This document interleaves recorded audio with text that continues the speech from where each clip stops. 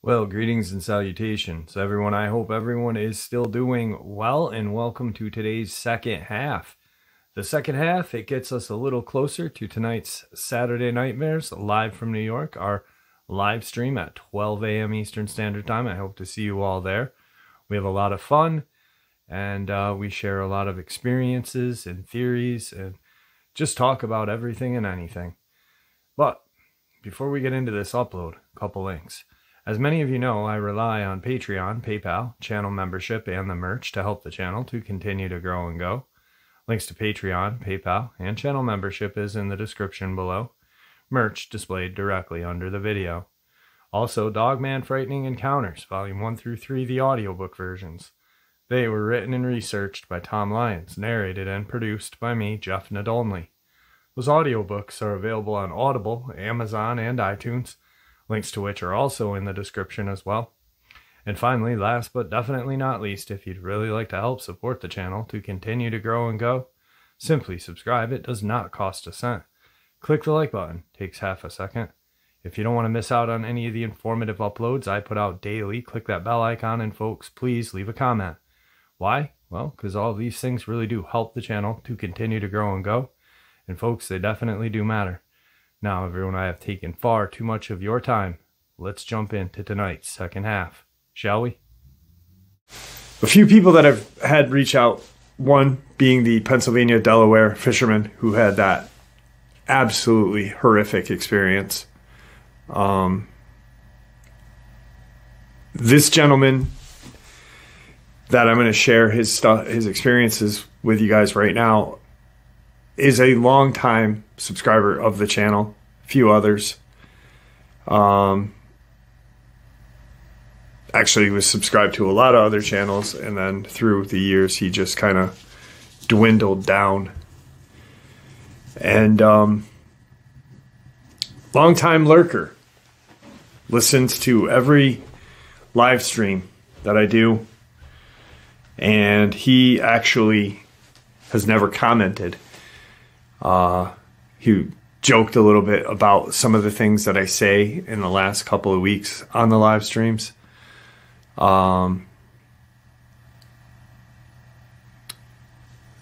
I can't really get too deep into this guy's physical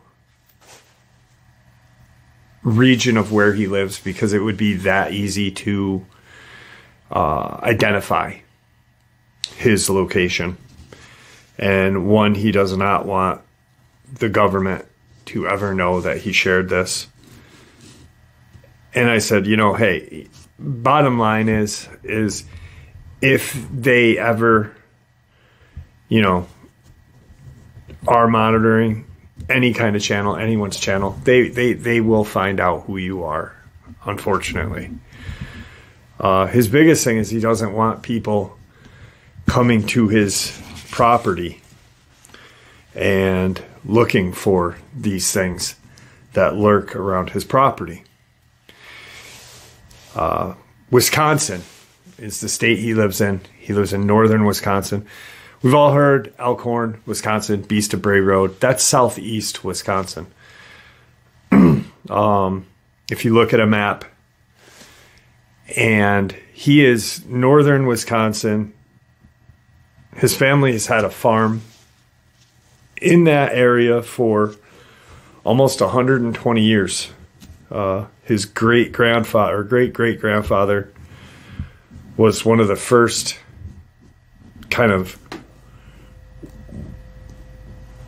European settlers up there in that region. And, excuse me, he's got some land, but his family owns close to 400 acres of land up there. It's a dairy farm. They have a lot of just wooded areas. They have some ponds. and rather large ponds, and some rather deep ponds at that. So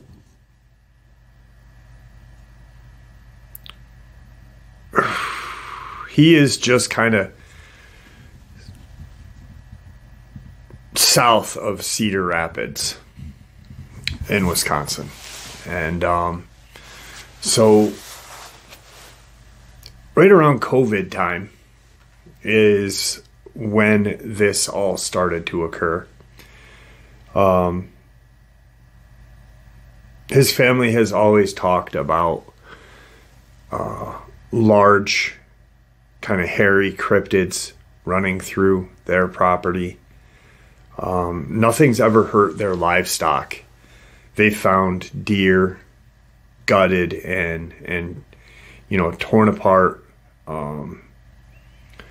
His father believes that he had seen a dog man, and his dad was talking about these things, years before YouTube, years before the internet. And their term for him was just werewolf, because that's, in the 60s, 70s, no one was saying dog man. So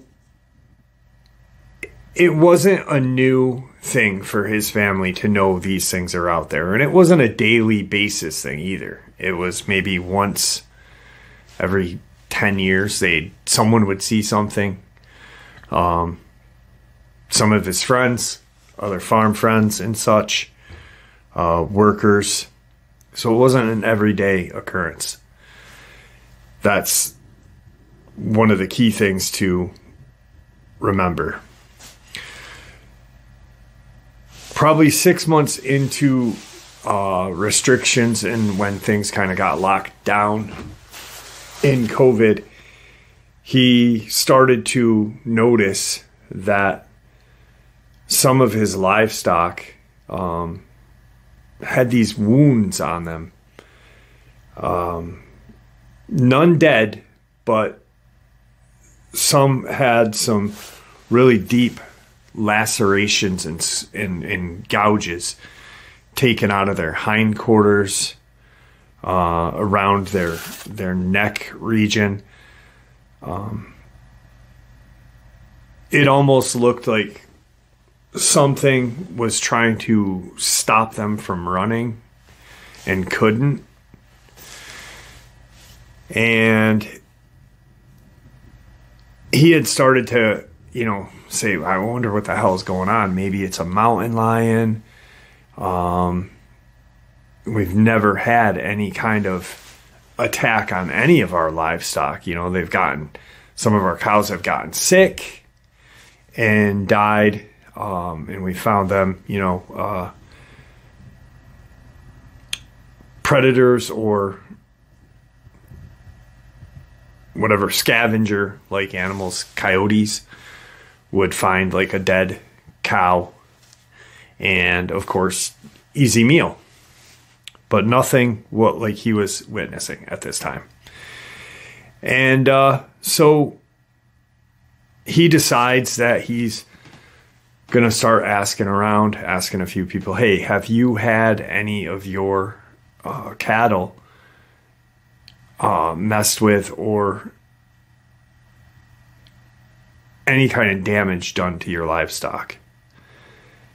And one of his friends who lives in the same county as he does, actually his property butts up to his, and almost the same kind of lineage, great-great-grandfather, families lived there for 100 years, just part of the way of life out there. And there's not any kind of stores, Walmarts, or anything in the radius around there, so it's deep, guys. And he says, no, we have not had any of our livestock messed with. I haven't seen anything either. And meaning I haven't seen any kind of creature, any kind of dog man, any kind of Bigfoot. The interesting thing was I had to mention Bigfoot because he referred to them as werewolves, you know, what the old timers called werewolves. Oh, he's like, all right, you know, I got to figure out what's going on because I've got about 6 of my cows that are, you know, pretty badly injured. 1 or 2 I can take care of, but there's 3 or 4 of them that I've got to call a vet and have him come and, you know, look at them and see, you know, especially the ones in the neck region. So he does, and it kind of dies down. There's kind of any attacks on his livestock for about a month. And now we are almost in early fall. We are late summer, early fall of 2020. They go out, check on the cattle, and he's driving out to one of his fields that contains a couple of small ponds. Now, when I say small, I don't mean, you know, just you're like in the middle of your city park. I mean, these are almost small lakes, essentially. And he's got 2 of them on his property, far enough away from his home and where his livestock are. But he's driving out that way because he had noticed that he was missing 3 cattle. And it looked like one of his fence had been messed with, but not cut with bolt cutters or wire cutters or anything. It looked like maybe the cattle had pushed on it, or quite possibly something or somebody had pulled the barbed wire off of the fence, and it just kind of, you know. But he's never ever seen anything like this barbed wire, how it was not cut, but it was not together. It was almost like it had been ripped apart. And he starts to follow the tracks. So as he's driving out to this one pond region, he comes across one of the dead female cows out there, lying there. She's bloated, and it looks like there's not a lot of blood coming from the wounds she had. And she had some wounds on her neck region, and they almost appeared to be about the size of a nickel to a quarter through her neck. But there was 3 or 4 holes. And right there, that one bit of information piqued my interest a little more, because in the Christopher Whiteley case, the young man that was savagely torn apart in Lipin, Texas, he had a nickel to quarter shaped hole in his sternum. And a couple months later, a woman in Colorado who was savagely attacked by bear had almost the identical puncture wound in her sternum. So he's looking, and he's, you know, trying to figure out what the hell could do that. It's obvious that they're not teeth marks. And he's like, there's not a lot of blood. You'd think if that cow, the size of the cow, if it bled out right there, or even walking there would be a blood trail. And regardless of the greenness in the grass, that blood would be noticeable. But there wasn't. There was not. There was some dried blood around the wounds, but it was almost like it was drained. He contacts one of his workers and says, hey, I just found one of the cattle. We're going to need to pick her up. Come out, grab the horse trailer and come out, and we'll figure out a way of putting her up here. I got to go find the other two. And he starts to head a little more in the direction of the two ponds that are out there. And he sees another one of his cows, a male cow, and it was splayed out. It wasn't laying on its side like the female cow with the puncture wounds in its neck. This was kind of laid open. Its sternum was just ripped. It looked like something had ripped its chest plate right open. Not like a bone saw or any kind of saw did it. Just a physical all the way to its gut. And he noticed that it was missing its genitalia. And at this point now, there's two things that are piquing my interest. One, the puncture wounds and the size of them. And two, and I stopped him for a second. I said, listen, I'm not being rude, but this sounds like a cattle mutilation. Kind of what happened in the 80s with the UFO black helicopter. Are we going in that direction? Because he did not tell me any of his experience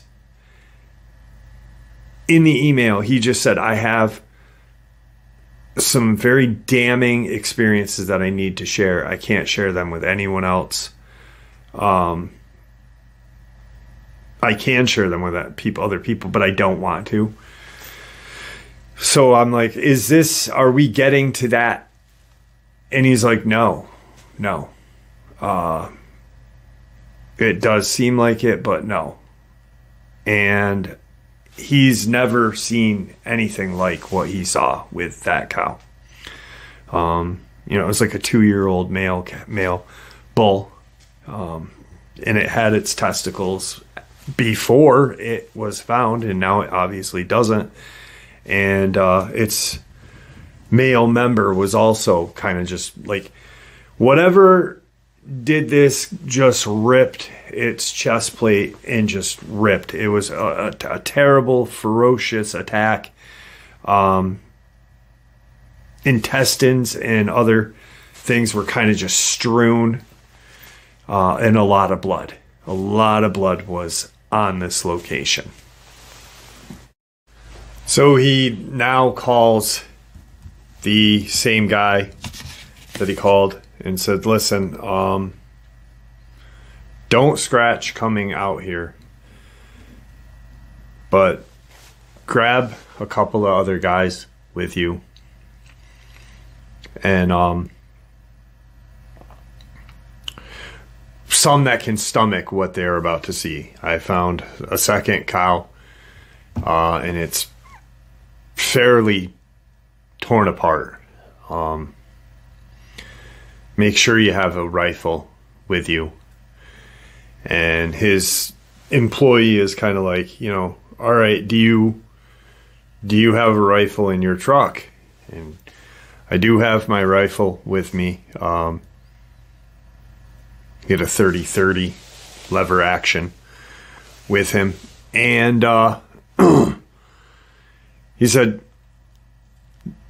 just gave him kind of the coordinates to where this other cow was going to be from the first one. And said, you know, I got one more missing. I'm going to leave my truck parked where it is now, and I'm going to kind of walk in to see if I can locate this other one. And he said, all right, we're heading out. We should be there in about 25-30 minutes. It's an old, you know, to get out where he is, there's dirt roads that his family created, you know, highway roads. Actually, the road that he lives on, the road his farm is on, is a macadamed road, but it's named after his family. It's actually named after his grandfather. And so he starts walking, and he's walking out towards the first kind of pond area. And he can make out the first pond, and he's kind of just scanning the horizon, looking for any kind of large mass in the distance along the grass. He gets past the first pond, and he's standing, and he can see the second, and he's kind of in between them. And he squints off in the distance, and he sees this second bull, the third cow that's missing. But it's on all fours. And he at this point is like, okay, 1 out of 3. All right. And he starts walking towards the cow. He gets about 200 yards away, and he sees the cow, and he notices that it's kind of wobbling. It's kind of standing on all four, and it's wobbling back and forth, kind of like a sway. And he's looking, and he stops because he gets this just real bad smell. You know, we're in late August at this time, early September. The wind is kind of just, you know, it's a easy wind, but he catches it, and he's like, what in the hell? And he said it's worse than, you know, a gutter in the barn. It's this very odd, kind of metallic-y stench, almost like a copper blood, kind of a urine, a real mixture of just not good smells. And he's kind of really put off, and he's like, I should probably wait until I get, you know, until these other guys are here at least. Because this is weird, you know. He's already found 2 of his cows, one being completely mutilated, the other being dead and drained of blood. And to be honest, that's what is starting to pop into his head is something like these cattle mutilations from the 1980s going on right now. As he's kind of scanning the area and watching the cow just drops. Done. And he sees what he thinks at first is a person kind of standing there where the cow was, you know, blocking his point of view from this person that he thinks is there. And he yells out, hey, you know, with some explicit language. This is private property. Did you kill my cows? Are you the, person that's killing my cows? And it's not saying anything. He can't really make out a lot of detail. As now he's looking at it more, he's like, is this a naked crackhead? What the hell what am I looking at? Because he doesn't see like blue jeans and a flannel or blue jeans and a t-shirt. He just sees this kind of peach colored thing standing there. And he said, hold on, I'll be right there. I'm waiting for somebody. I got to talk to you, though. He's just yelling whatever and he notices that this thing, as he's watching it, it drops down to kind of all fours. He said, and when it did, its front limbs were a lot longer than its legs, because it kind of stood at like an angle like that. So its hips would be here, its shoulders are right here. And he's like, what the hell? And he sees it coming at him now. It's galloping, or whatever you want to call it. He said it didn't look like how a dog would run, how a bear would run. It was kind of leaping. And he's now like, holy shit. What is this coming at me? And he raises his gun. At this point, it's about 75 yards from him. And he, in quick succession, shoots 2 rounds.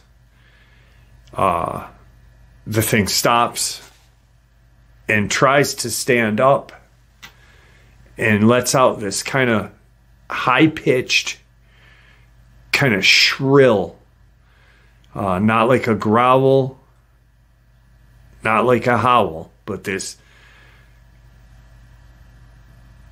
almost like it was communicating, like help, but it didn't say help. So don't, when I said that, that's not, but it was, if it had its own language, it would be something like that. When like, so you're out there, something bad happens to you, you got a buddy that's in the distance, hey, and it kind of gets back down, starts to get back down, and as it's going down and he thinks it's going to run again, he takes one final shot and hits it kind of in the head neck area, and it just blew a chunk of its neck out. He had taken photos of the first 2 cows, and he's starting to walk up, and he looks down at this thing, and he's kind of shocked at what he's looking at. It very much so is a crawler, but very human-like, with very Caucasian human-like, very light-skinned, no hair, and it had these just very strange kind of bulbous eyes, with no pupils or anything. They were open still, but they were, what he could see is it seemed black. And he walks over to his other bull that had just been standing there, and it was definitely dead for at least a day. What he saw, where this thing was standing behind that cow, what he saw was it was kind of ripping the flesh off. And he noticed puncture wounds in its neck again. Very, very little blood. There was no blood on this creature's claws or its body. About 20 minutes go by and he hears his other work truck coming up through, and he can hear the trailer. If you're ever familiar with an old kind of horse trailer, there's a kind of there's a door in the middle to keep the horses separate, and it's got this kind of weird kind of bolt lock thing. But the metal jingles, and it's real loud, especially in a pasture setting. He turns after looking at the cow, and he had taken a picture of that thing. He took a picture of the cow again. He turns and starts walking towards his truck that's coming towards him. The guy stops the truck and gets out of the truck, and they start talking. And he said, listen, what I'm going to show you now is going to absolutely blow your mind away. To be honest, I'm a little nervous because it resembles a human. Did I just shoot a human? I don't believe I did, but I could be in big trouble with the right person, thinking this was some sort of human. They get the other cow, put it in the thing, and now they're standing there figuring out, what are we going to do with this thing? Should we just bury it with the cows? These cows are damaged good. They can't be sold at auction. They're just dead. So let's bury them. We'll bury this thing, and no one will be the wiser. So they load everything in the truck, and that's exactly what they do. They dig a hole with their Kubota. They bury the cows and the crawler. He's like, I got pictures of this thing.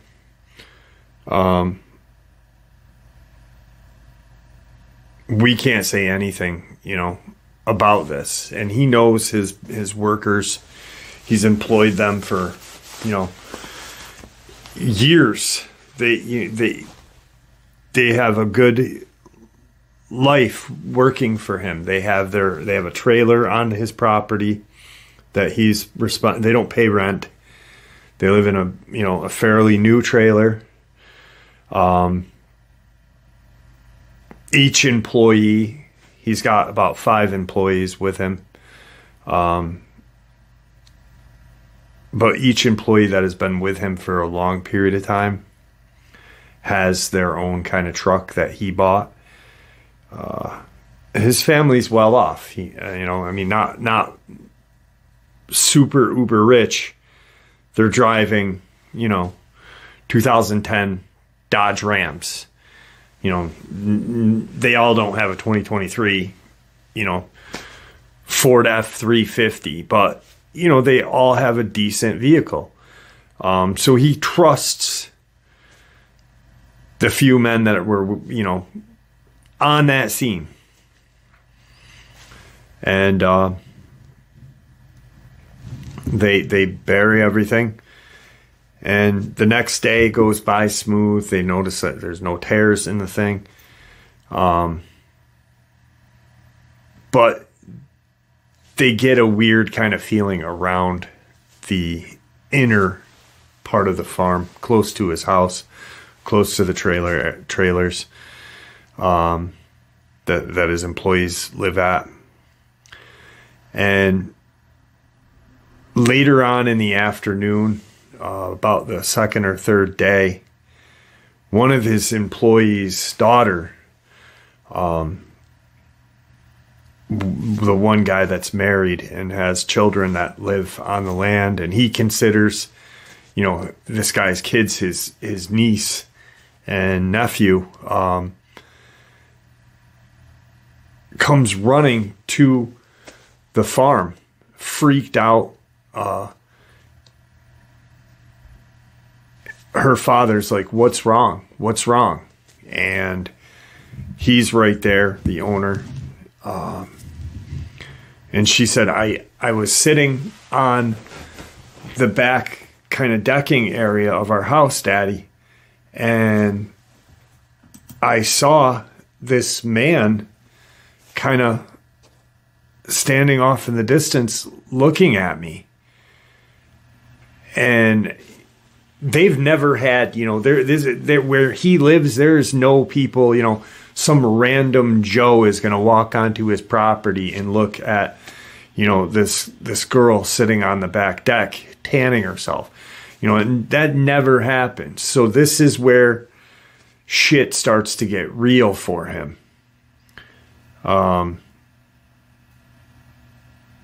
They jump in his truck and he's like, get in my truck. You're coming with me since it's your kid. Let's go check this out. And they get back to the trailer.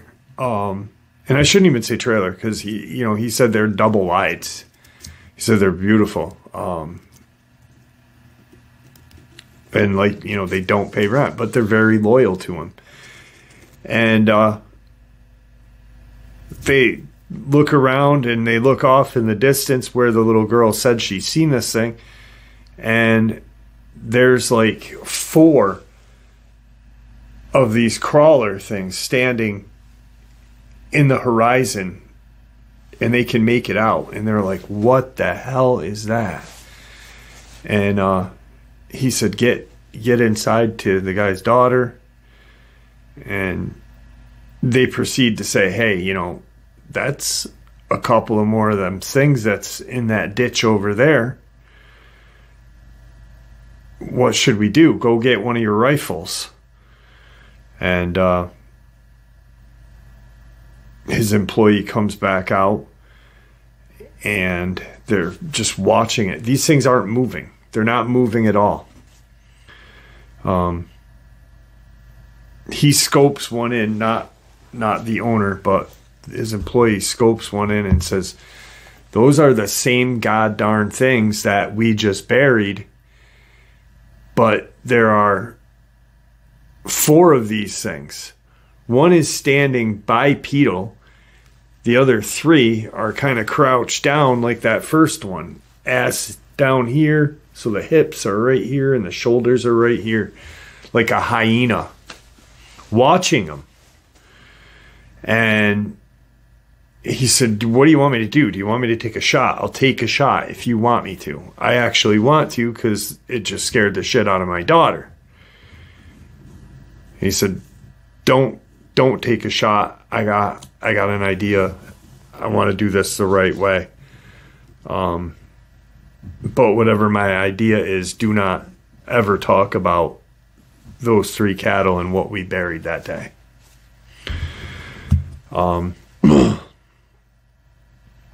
Don't take a shot. Just because these things now have kind of dispersed. And everything's good for a couple of days again. It gets back to normal. No kind of eerie feeling of being watched. Nothing like that. And the next morning he wakes up. And how he has some of his cattle, the ones that are going to be impregnated, the ones that have milking calves still are in this kind of fenced area away from the open fenced area, the larger fence, and they can actually go into this one part of the barn to stay warm, water, hay, and food. And he goes and checks, and there was 8 of his cattle, 8 mothers, and about 3 or 4 baby calves just savagely torn apart in this small extension of his barn. He radios to the guy and says, hey, you need to get the hell over here now. But, you know, I think we bit more than we could chew off here. Come check this out. So at this point, he now knows, hey, you know, we got to call the sheriff's department, animal control, and probably Fish and Game. Because this is, you know, wild animal attack. Something wild attacked my livestock. He contacts the sheriff. The sheriffs send out Fish and Game, and what this guy sees when he goes in there is just a savage attack. And so the Fish and Game kind of says, all right, you know, we'll handle this. Do you know possibly what it may be? And he said, no, I honestly don't. But I don't think we'd have wolves this, you know, out here. And I don't think they're big enough to take down and do what this was done in one night. And he said, yeah, you're absolutely right. He leaves.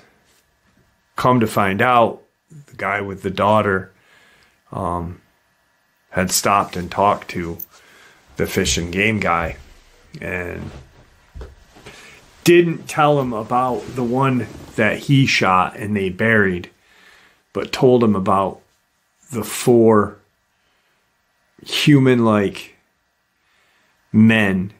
creatures that were on all fours, one bipedal, and their stance really was similar to that of a hyena.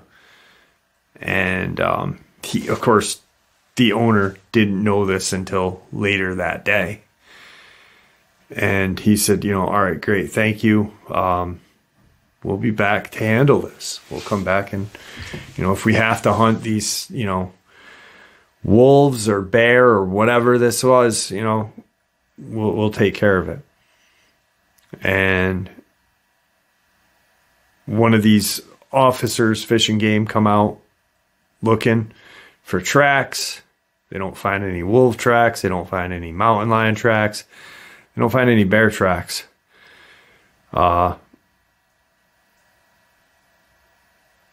And he brings up the fact of, what did you see the other day? And that's how he finds out. So he kind of tells him, you know, I don't know if you're going to believe this, but this is what we saw. And I think this is what killed all these cattle right here. He's up to 21 cows being killed. The first 3, the 18.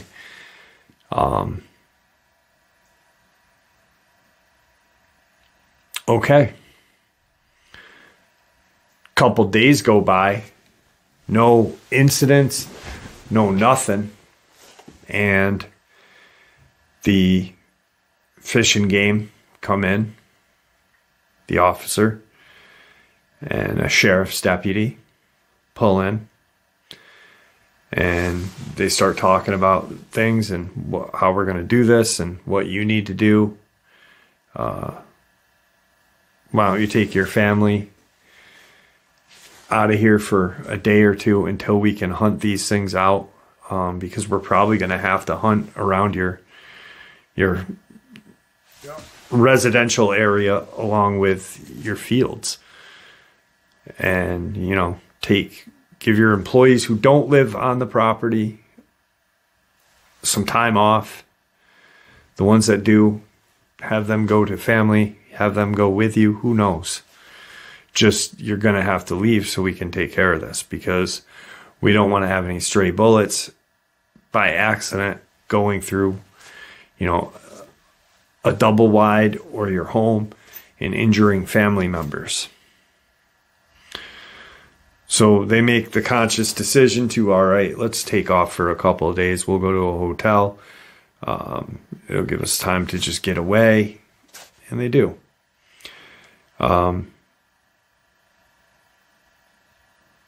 2 days later, they're pulling in. And of course, the animal control said, we'll call you when we've got this under wraps. So as they're pulling in, no call, a couple days later, he sees a 18-wheeler parked on the outskirts of the road that's named for his grandfather. Door is down, there's a ramp, and there's 2 or 3 what appeared to be military soldiers around this.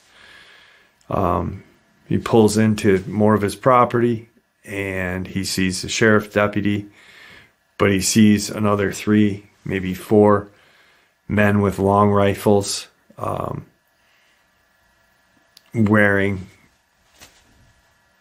not camouflage, but black cargo kind of shorts.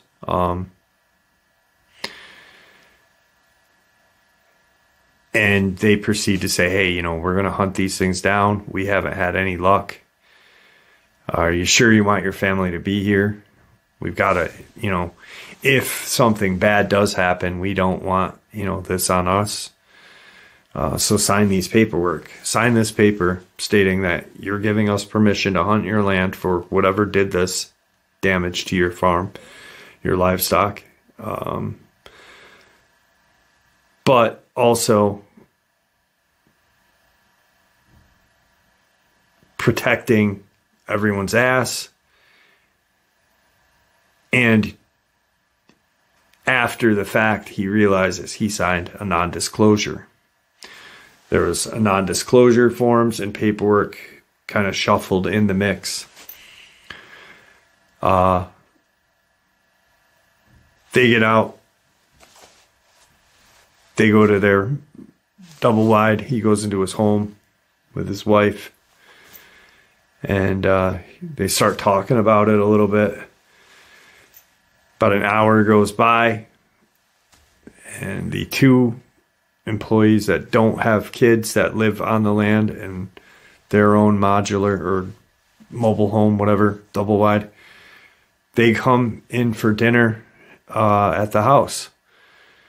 And as the men are sitting back after dinner talking about the tractor trailer that's just right there on my property in that road, but that road is where his land is. It's, divided into 2 counties.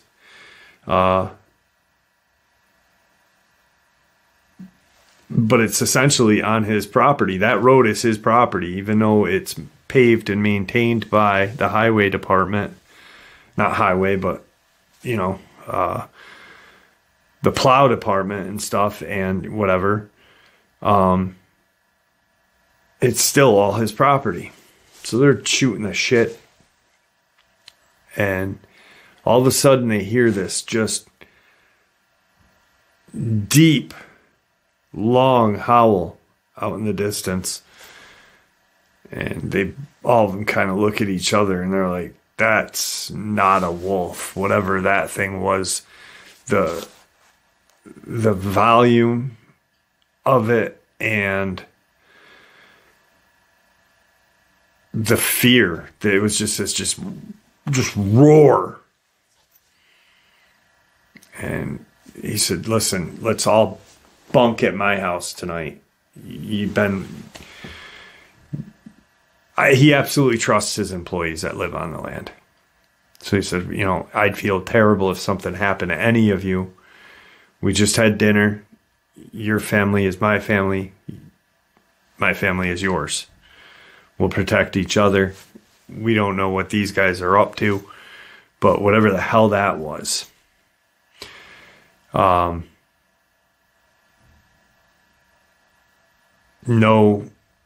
anything after that night of that one howl through that night. The next morning,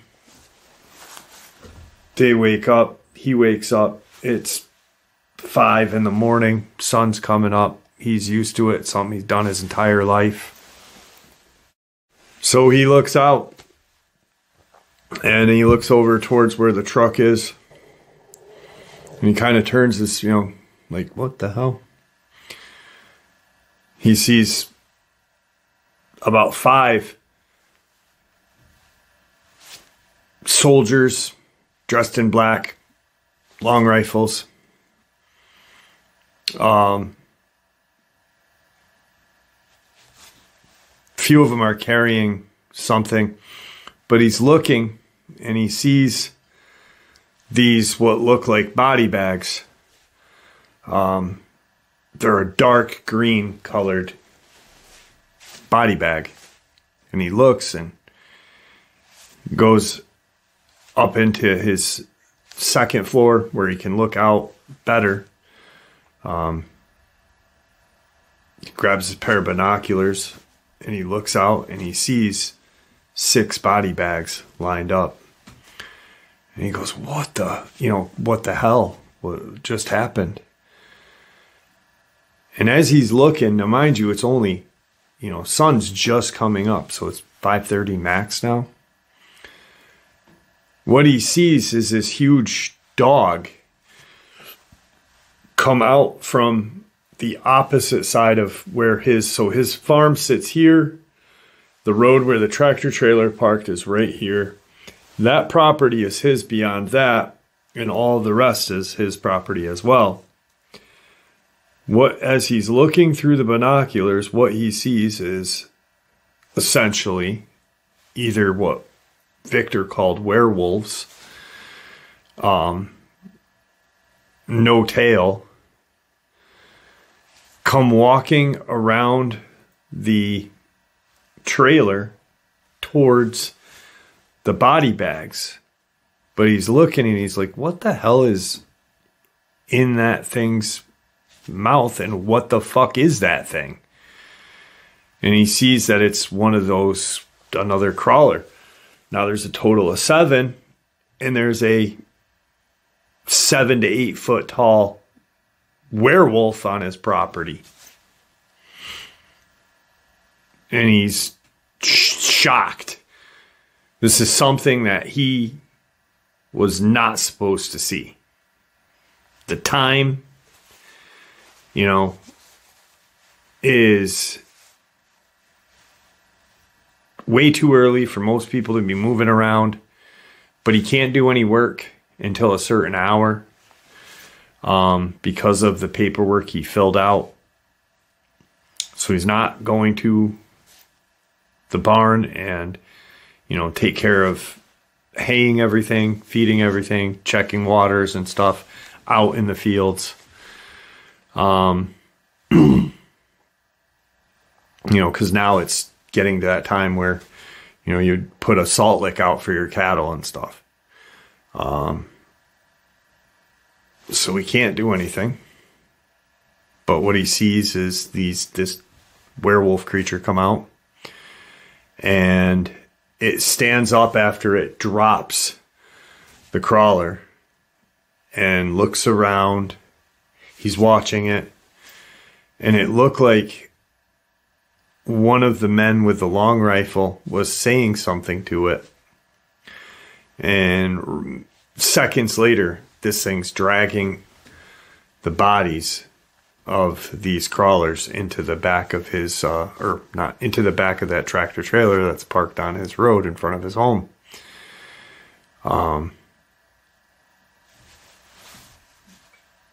Couple of the soldiers walk in up the ramp. That werewolf-like creature walks up the ramp, and it looks around again, and he's, you can see what it's doing. It's smelling the air. They close the door. Truck pulls out of there. And he's kind of shocked at what he just witnessed.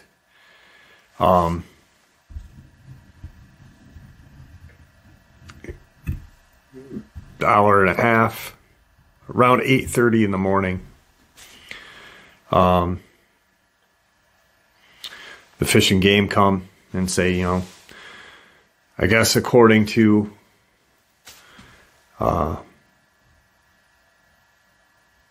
federal, they were called federal Fish and Game hunters, there were a total of 7 wolves shot on their property, and that's what had caused all that damage. Remember, they don't know. He knows what is out there because he had already shot one and buried it. And he shakes his head and, all right, thank you. We won't have any more problems. If you do, call me. Here's my card. And we'll take care of it all. So day goes by, or not day, but morning happens, and he tells the one employee that he's been close friends with for the longest time, the one with the child, and he's like, what the hell? What do you mean? It just came and gone? And you saw a werewolf? If we didn't kill that thing, if you didn't kill that thing and I didn't help you bury it, I wouldn't believe a goddamn thing you're telling me. But that's what happened. Okay. So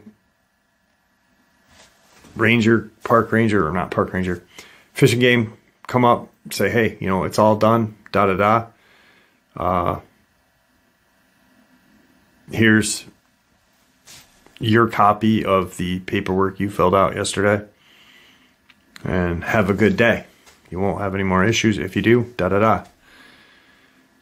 So he looks through and he realizes that there's a non-disclosure in that pile of paperwork that he was handed. His employee had to sign it. At 2021, didn't see anything again. 2022, nothing. Mid-spring of 2023 is where he gets up, he's doing his chores, getting everything ready, looks out in the distance, just looking, it's been 2.5 years, and he sees an identical match of what he saw dragging those crawlers into that truck. Dogman, werewolf, no tail, so werewolf according to Victor.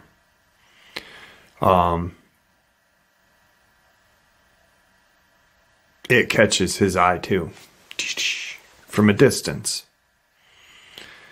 And the creature, Dogman werewolf, looks at him and he said, I don't expect anyone to believe what I just shared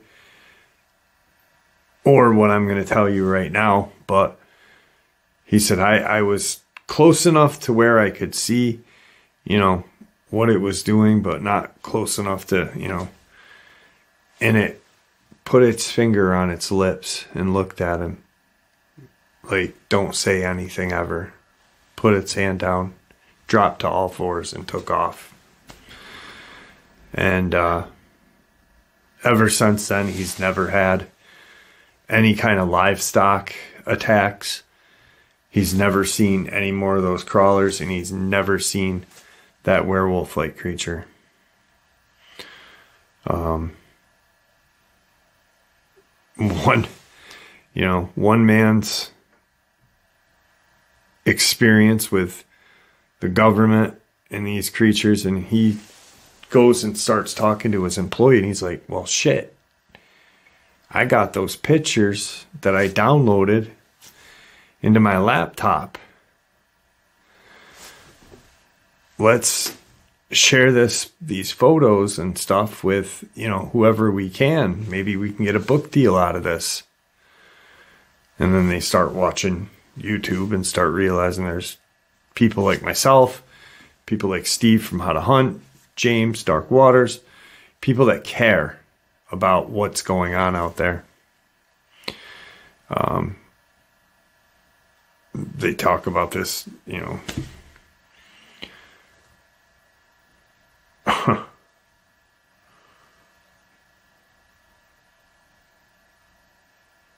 So he is